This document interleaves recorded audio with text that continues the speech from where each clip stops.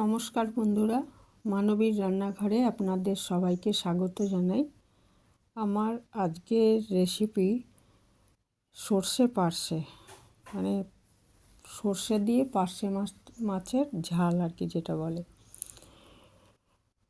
তো খুব সহজ এই রেসিপিটি কেমনভাবে বানিয়েছি সেটাই শেয়ার করব।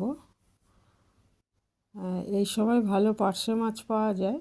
তো এই যে 6টা মাছ নিয়েছি। মাছগুলো আগে কেটে ভালো করে 4-5 বার ধুয়ে নুন হলুদ মাখিয়ে 5 মিনিট রাখবো। তারপর এগুলো ভালো করে ভেজে নেব। কেটে ধুয়ে নুন হলুদ মাখিয়ে রেখেছিলাম। এবারে কড়াইতে সর্ষের তেল, অবশ্যই সর্ষের তেলেই করতে হবে রান্নাটা, সাদা তেলে খুব একটা ভালো লাগবে না এটা। তো সর্ষের তেলে তেলটা ভালো মতো গরম হয়ে গেলে আঁচটা একটু কমিয়ে নিয়ে এর মধ্যে একটু নুন ফেলে দিয়েছি, তাহলে মাছটা ভালো মতো ভাজা হয়, লেগে যায় না তলায়। তারপরে এই মাছগুলো আস্তে আস্তে ভেজে নিচ্ছি 2 পিঠ। আঁচটা লো টু মিডিয়ামই রাখতে হবে, কারণ চড়া যে মাছটা পুড়ে যাবে আর ভেতরটা ভালো মতো ভাজা হবে না। তাই লো আঁচে এটা আস্তে আস্তে 2 পিঠ ভেজে নিচ্ছি।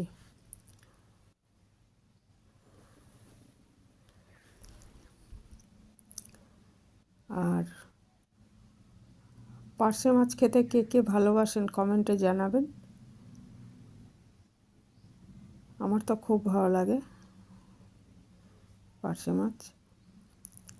তাই মাছগুলো 1 পিঠ হয়ে গেছে ভাজা। এরপরে আবার 1 পিঠ এরকম লো টু মিডিয়াম আঁচে ভেজে নেব। নিয়ে এই যে 4টে মাছ ভাজা হয়ে গেছে, এবারে আবারও 2টো মাছ দিয়ে দিচ্ছি। এগুলো ওই একইভাবে ভেজে নেব।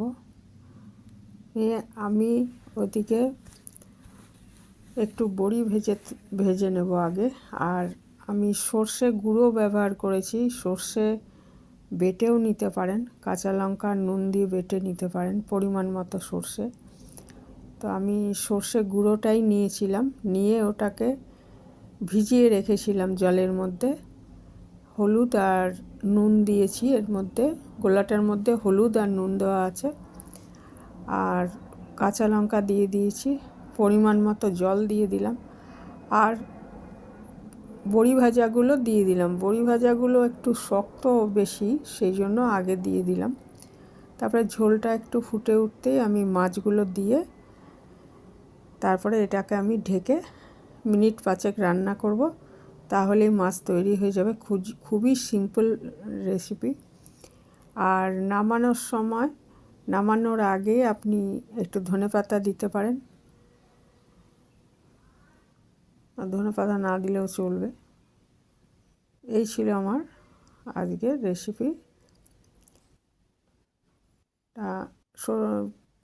বাচ্চারা অনেক সময় সর্ষে বাটা খেতে চায় না, তখন পেঁয়াজ দিয়েও করি, কিন্তু সর্ষে দিয়েই বেশি ভালো লাগে পার্শে মাছ।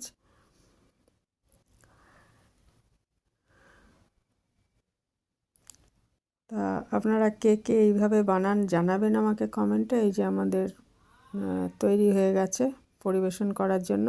এখানেই শেষ করলাম। ভালো থাকবেন সবাই।